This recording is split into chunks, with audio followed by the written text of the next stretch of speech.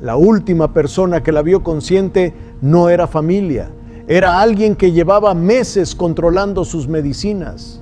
¿Cómo termina así una mujer que le dio una cachetada al presidente de México y sobrevivió para contarlo?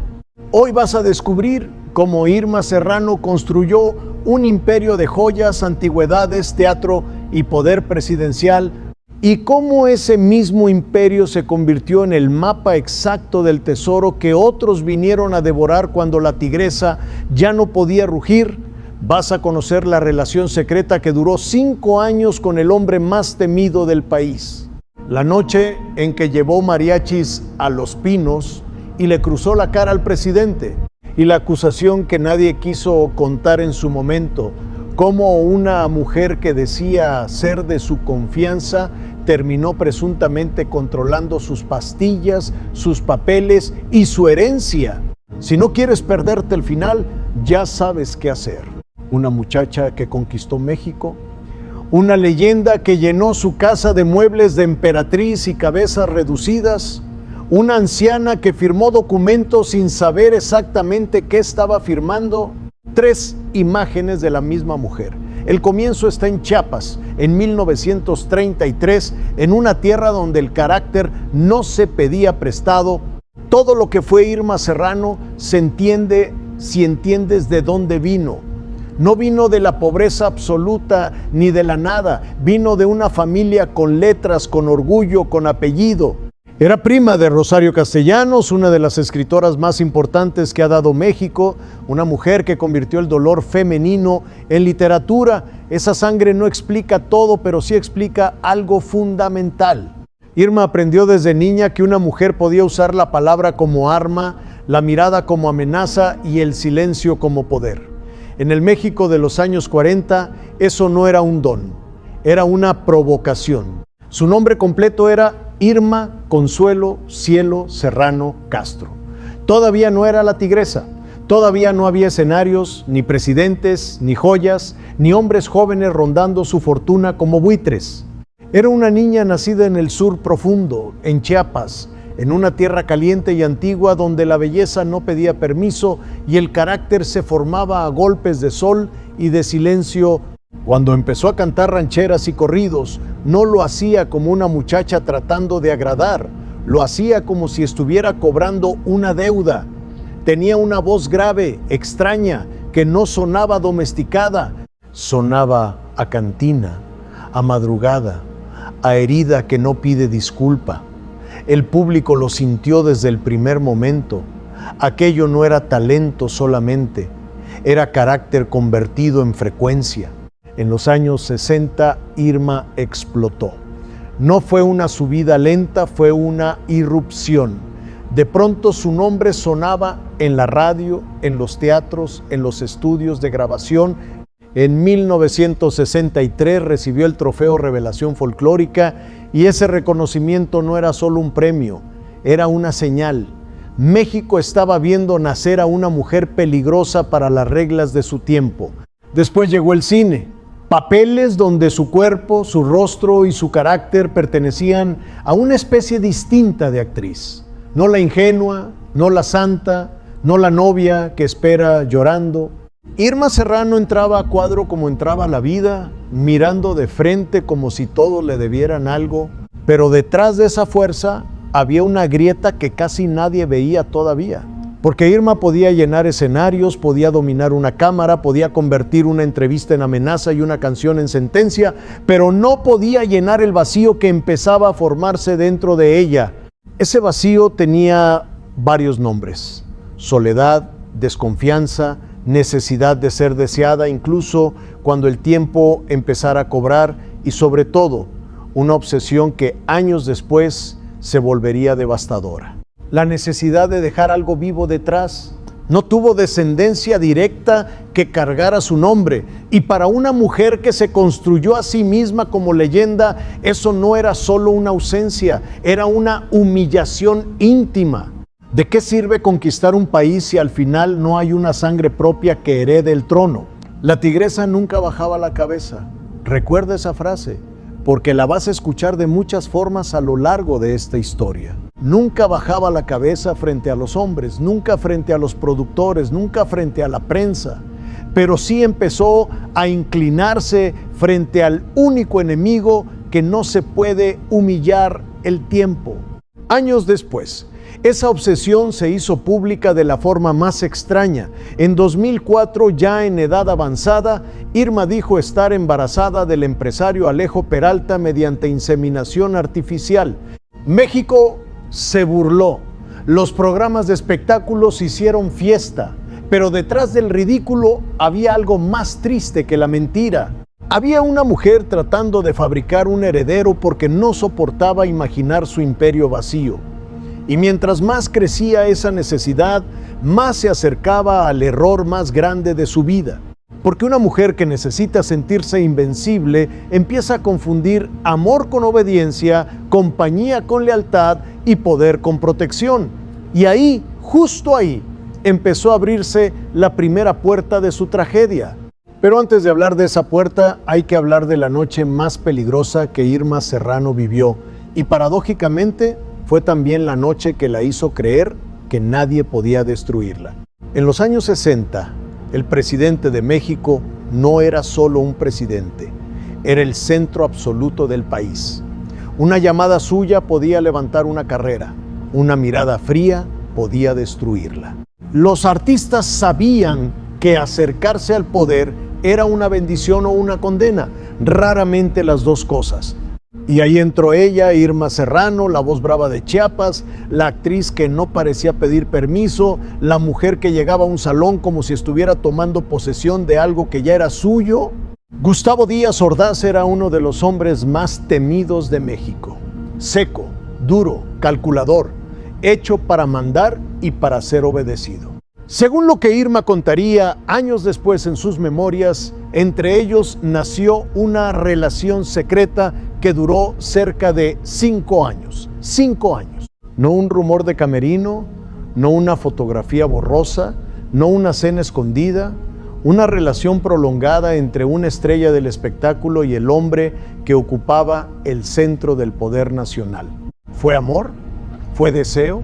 ¿Fue ambición?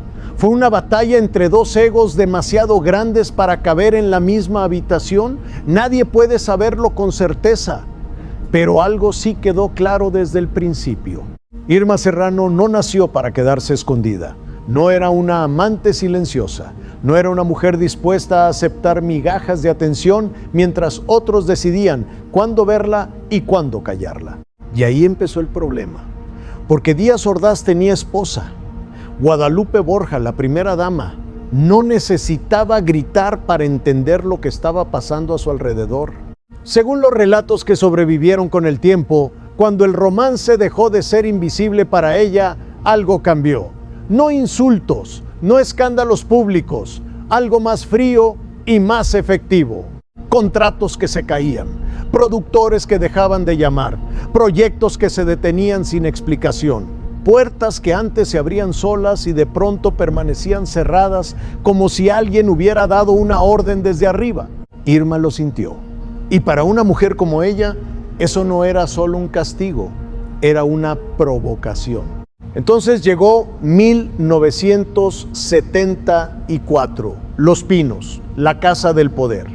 No un teatro, no un palenque, no un set de cine, el lugar donde se decidían destinos, fortunas y silencios.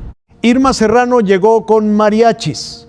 Imagínalo, la noche cargada de tensión, los músicos acomodándose con sus trajes y sus trompetas frente a una residencia donde cada movimiento podía leerse como desafío.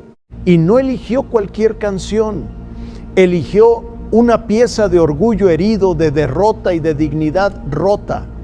Pero esa noche no sonaba como serenata, sonaba como declaración de guerra. Irma no cantaba para pedir perdón, cantaba para ser escuchada, cantaba frente a la sombra de Guadalupe Borja, cantaba como si cada verso fuera una bofetada antes de la bofetada real. Una cantante parada frente al símbolo máximo del poder mexicano, usando mariachis como soldados y su propio nombre como amenaza. En otro contexto habría sido un escándalo de revistas. En el México presidencialista de los años 70 era una locura. Entonces salió Díaz Ordaz. El presidente frente a la mujer que había sido su secreto, los guardias mirando, los músicos entendiendo que ya no estaban tocando una canción, sino presenciando algo que podía terminar muy mal. Y ahí, según la versión que hizo Leyenda La Tigresa, Irma levantó la mano y le dio una cachetada al presidente de México. No a un productor, no a un amante cualquiera, al hombre más poderoso del país. El golpe fue tan fuerte que sus lentes salieron disparados y cayeron al suelo. Por un segundo, todo pudo terminar ahí. Los hombres del Estado Mayor reaccionaron, armas listas, cuerpos tensos, miradas esperando una orden. Nadie tocaba al presidente, nadie lo avergonzaba así. Pero Díaz Ordaz hizo algo inesperado. No ordenó que la destruyeran. Según el relato, dijo que nadie la tocara. Y ese detalle lo cambió todo. Porque esa noche Irma no solo sobrevivió, salió con una idea peligrosa clavada en el alma. Si podía golpear al presidente y seguir de pie, tal vez nadie podía destruirla. Esa convicción la acompañó durante décadas y también la fue destruyendo lentamente, porque creer que eres intocable es el primer paso para bajar la guardia frente al enemigo equivocado. Si quieres entender por qué lo que vino después fue tan brutal, quédate hasta el final. Después de Los Pinos, después de Díaz Ordaz, después de esa cachetada que la convirtió en leyenda, Irma empezó a construir algo más que una carrera. Construyó una fortaleza, no una casa, una fortaleza. Un mundo privado donde cada objeto decía lo mismo. Aquí manda la tigresa, aquí nadie entra sin permiso, aquí el poder tiene olor a incienso, a terciopelo viejo, a madera antigua, a oro, a miedo. Su mansión en Lomas de Chapultepec no era simplemente la residencia de una artista rica, era un museo de obsesiones. Había más de 3,000 piezas antiguas, lámparas, alfombras, muebles, cuadros, objetos raros, reliquias que parecían sacadas de una película de horror aristocrático.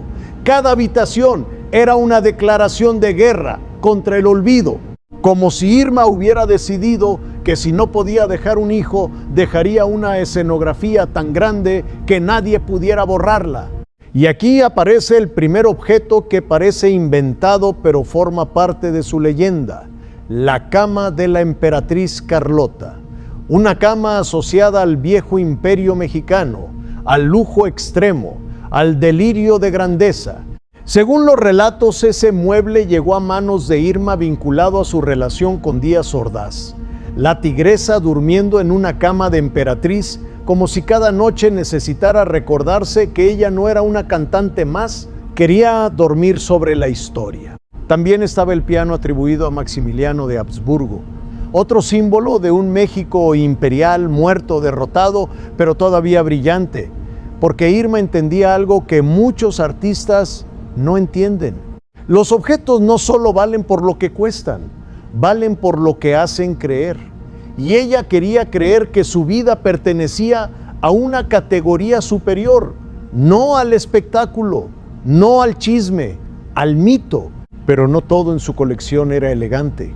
Había piezas oscuras, objetos asociados a rituales, cabezas reducidas, amuletos, cosas que parecían hablar de otra parte de su mente. Una mujer que temía envejecer, que temía desaparecer, rodeándose de símbolos donde la muerte estaba detenida, domesticada, puesta en una vitrina. La tigresa nunca bajaba la cabeza, ni siquiera frente a la muerte. Pero quizá el objeto más triste no era el más caro. Era una muñeca de tamaño real vinculada en la leyenda a Diego Rivera. Una muñeca a la que Irma, según se contaba, trataba casi como si tuviera vida. Le hablaba, la cuidaba, la mantenía cerca. Y ahí está la grieta más honesta de toda su historia. Porque detrás de la mujer que podía humillar a un presidente había una soledad tan grande que necesitaba llenar habitaciones con presencias falsas. Una muñeca no traiciona, una muñeca no exige, una muñeca se queda. Y entonces llegó el teatro frufru, comprado y transformado por Irma en 1973 de La Corda. Un edificio con historia desde 1899, convertido en su verdadero hijo, su templo, su guarida. Ahí no solo se presentaban obras, ahí se exhibía su idea del mundo, obras provocadoras, temas prohibidos, historias sobre deseo y poder. Irma no quería un teatro correcto, quería un teatro que incomodara. Pero mientras más objetos acumulaba, más sola parecía estar. Mientras más grande era su colección, más frágil se volvía su mundo. Porque una casa llena de antigüedades puede parecer invencible desde afuera, pero desde adentro puede ser una jaula. Una jaula forrada de oro donde una mujer sin heredero empieza a confundir posesión con amor. Y sin saberlo, Irma estaba levantando el mapa exacto del tesoro que otros vendrían a devorar. ¿Quiénes fueron los primeros en llegar? No quienes pensarías. A principios de los años 2000, Irma ya no era la mujer que desafiaba presidentes con mariachis. Seguía teniendo dinero, propiedades, nombre y escándalo, pero el tiempo había empezado a cobrarle factura. Las cirugías, los retoques, la presión brutal de seguir pareciendo deseable en una industria cruel con las mujeres mayores habían transformado su imagen, y eso le dolía más de lo que admitía. La tigresa nunca bajaba la cabeza, pero frente al espejo cada año era una bofetada nueva. Y aquí hay algo que debes guardar en tu memoria. Cuando una mujer poderosa empieza a sentir que ya no la miran como antes, cualquier mirada joven puede parecer salvación, cualquier halago puede sonar a amor, cualquier compañía puede disfrazarse de lealtad. Eso fue exactamente lo que muchos entendieron demasiado rápido. Primero apareció Alfonso Poncho de Nigris, después Patricio Pato Zambrano. Dos hombres salidos del mundo de la televisión de realidad, jóvenes, mediáticos, hambrientos de cámaras. No venían de la ranchera, ni del cine de oro, ni de esa vieja aristocracia del espectáculo donde Irma se había movido durante décadas. Venían del escándalo rápido, del micrófono en la cara, del romance fabricado, del titular barato. Y aún así, Irma los dejó entrar. No era solo deseo, era la necesidad de demostrarle al país que todavía podía provocar, que todavía podía despertar celos, que todavía podía tener a un hombre joven a su lado, mientras otras mujeres de su edad eran empujadas al silencio. Para ella, aparecer con esos hombres no era solamente una relación, era una declaración de guerra contra el tiempo, pero la guerra estaba perdida desde el principio. Poncho de Nigris lo diría después con una frialdad que todavía duele, que aquello no había sido un romance real, que había sido marketing, que la cercanía servía para mantenerse en la conversación pública, para provocar a Pato, para alimentar el show. Imagina escuchar eso.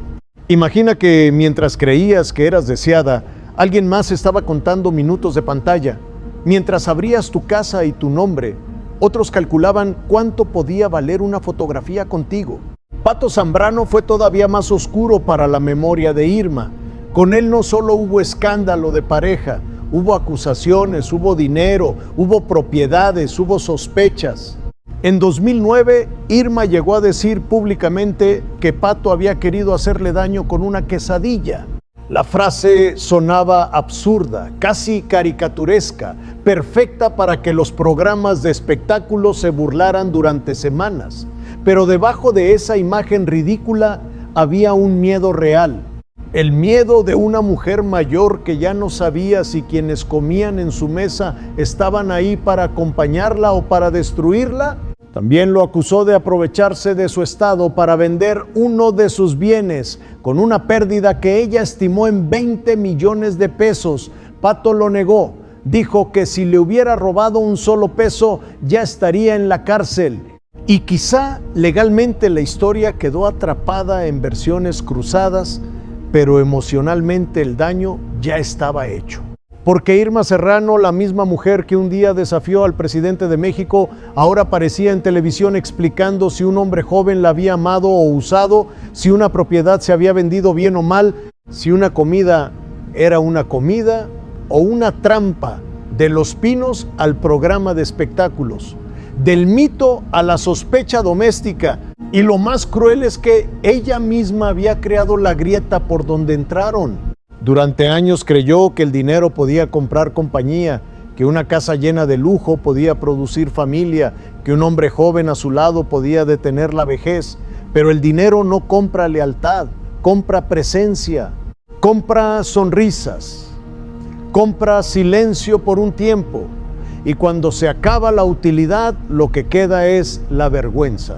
Los jóvenes vividores no le quitaron todo, todavía no, pero sí le quitaron algo que vale casi tanto como una fortuna. La convirtieron en espectáculo vulnerable, la hicieron parecer desesperada, cuando en realidad era una mujer sola. Y mientras México se reía de sus romances imposibles, una amenaza mucho peor se estaba preparando en silencio. Lo que venía después no iba a buscar titulares. Iba a buscar las llaves, las firmas, las medicinas y el corazón mismo de su imperio. Y aquí llega la parte más oscura de toda esta historia. Los hombres jóvenes hicieron ruido, hicieron escándalo, la dejaron mal parada frente a las cámaras, pero no fueron ellos quienes entraron hasta el centro de su vida. No fueron ellos quienes tocaron los papeles más delicados.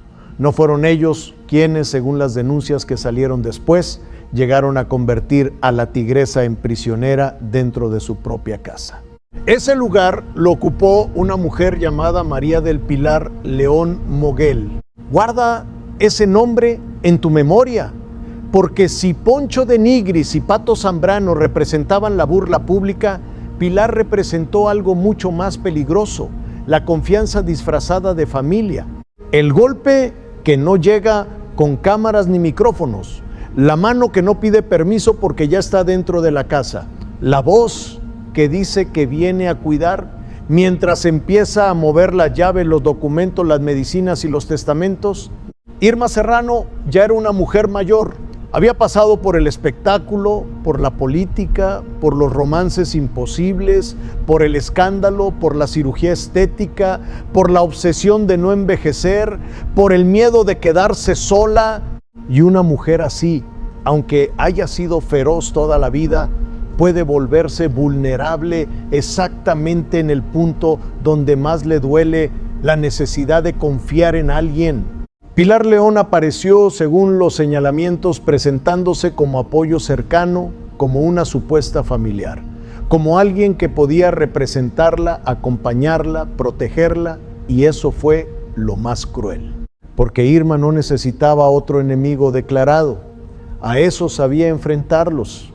A los periodistas les respondía, a los políticos los retaba, a los amantes los exhibía. Pero ¿cómo se defiende una mujer de alguien que entra diciendo que viene a salvarla? La tigresa nunca bajaba la cabeza, pero con los años la cabeza también se cansa. Según los testimonios que después salieron a la luz, durante un periodo de aproximadamente 3 años, Irma habría sido sometida a un control silencioso, íntimo y devastador, no con cadenas visibles, no con barrotes, con medicamentos, con aislamiento, con papeles firmados en momentos confusos, con decisiones tomadas alrededor de una mujer que, según ella misma denunciaría después, ya no estaba completamente consciente de lo que ocurría a su alrededor. Piensa en eso un momento. La misma mujer que una noche se paró frente al poder presidencial con mariachis, la misma que se atrevió a golpear al Estado mexicano en el rostro de Díaz Ordaz. Ahora estaba encerrada en una dinámica doméstica donde su voluntad empezaba a desaparecer. No en una prisión del gobierno, no en un hospital público, en su propia casa, rodeada de los restos de su imperio, los muebles antiguos, las joyas, los cuadros, el teatro, la historia, todo seguía ahí, menos el control. Irma diría después que los medicamentos la dejaban como idiota. Esa palabra es brutal, no porque insulte, sino porque revela la humillación que ella sentía. Una mujer que había vivido de su lengua, de su carácter, de su capacidad para intimidar con una frase, sintiéndose reducida a alguien incapaz de defender lo suyo. Imagínala despertando sin saber claramente qué se había firmado, qué se había vendido, quién había entrado, qué joya ya no estaba, qué documento había cambiado de manos. Y mientras ella se iba apagando, el patrimonio empezaba a moverse. Casas, propiedades, papeles del teatro Frou-Frou, joyas guardadas en cajas de seguridad, antigüedades que durante décadas habían sido parte de su identidad. Incluso objetos cargados de historia, como aquella cama atribuida a la emperatriz Carlota, empezaron a aparecer dentro de un relato de despojo que parecía imposible de creer. Porque no se trataba solo de dinero, era como si alguien estuviera desmontando la vida de Irma pieza por pieza. Una casa vendida, una firma aquí, un poder allá, una caja abierta, un documento cambiado, una voluntad sustituida por otra. Así no se destruye un imperio en una noche. Así se destruye poco a poco, aprovechando cada debilidad, cada olvido, cada momento en que la víctima ya no puede distinguir si está siendo ayudada o saqueada. Y aquí está lo más doloroso. Durante años, Irma había creído que su dinero era una muralla, que sus propiedades la hacían poderosa, que su nombre bastaba para detener a cualquiera. Pero el dinero, cuando no hay una familia sólida alrededor, no siempre protege. A veces ilumina el camino de los depredadores, les dice dónde está la puerta, les muestra dónde están las joyas, les revela qué anciana vive sola dentro de un palacio. Según las denuncias, Pilar no solo habría intentado quedarse con bienes, habría intentado reescribir el destino final de Irma, cambiar herencias, reordenar beneficiarios, convertir la confianza en propiedad, convertir la vejez de una leyenda en oportunidad. Y entonces, la historia dejó de ser un escándalo de famosos para convertirse en algo más oscuro, una advertencia. Porque no hay caída más cruel que la de una mujer que pasó toda su vida peleando contra enemigos visibles solo para terminar vencida por alguien que dormía cerca de sus documentos. La tigresa pudo sobrevivir a presidentes, amantes, productores, burlas y titulares, pero casi no sobrevive a la mentira más peligrosa de todas. La mentira de que cualquiera que dice que viene a cuidar, lo que viene ahora es lo que nadie quiso contar en su momento. Después de aquello, Irma Serrano siguió viva, pero algo dentro de su historia ya había muerto. No fue un final rápido, no fue una caída limpia, lo suyo fue peor. Fue una lenta salida del mundo que ella misma había construido entre abogados, expedientes, enfermedades, acusaciones cruzadas y habitaciones cada vez más silenciosas. En 2009, Irma tenía 76 años cuando fue detenida en Tuxtla Gutiérrez y trasladada a la Ciudad de México por un conflicto relacionado con el teatro Frou-Frou. La misma mujer que un día había entrado en Los Pinos con mariachis, la misma que se había sentado en el Senado, la misma que había mandado sobre escenarios enteros. Ahora aparecía otra vez frente a la prensa, pero ya no como fiera, como acusada, como anciana, como sombra de sí misma. La humillación pública ya no necesitaba enemigos poderosos, bastaba un expediente, bastaba una cámara esperando afuera para convertir su vejez en espectáculo. El caso no la llevó a prisión. Por su edad y estado de salud terminó pagando una cantidad simbólica. Pero el golpe ya estaba dado. Para una mujer como Irma, la cárcel no siempre tenía barrotes. A veces era parecer derrotada ante el país que antes la vio rugir. Mientras tanto, el nombre de María del Pilar León Moguel seguía flotando sobre la historia como una sombra difícil de borrar. Pasaron años de versiones cruzadas, de señalamientos, de bienes perdidos, de objetos que no volvieron.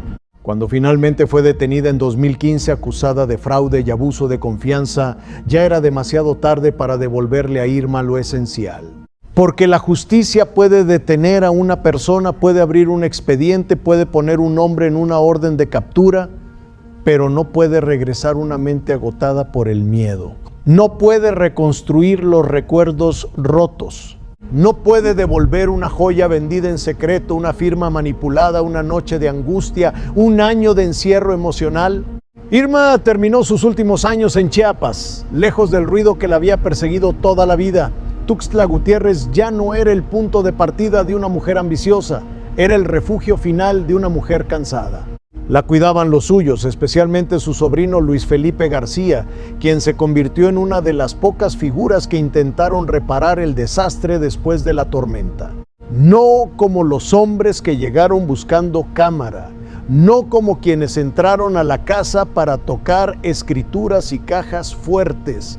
Él quedó frente a algo mucho más difícil que una herencia. Quedó frente a una ruina emocional. Uno imagina a la tigresa en esos años finales no como la mujer de los titulares, sino como una anciana sentada en silencio, con la memoria llena de fantasmas, Díaz Ordaz, Los Pinos, el mariachi. El teatro frufrú, las joyas, los hombres jóvenes, Pilar, los papeles, las habitaciones, todo mezclado como una película vieja que se corta justo antes de explicar el final.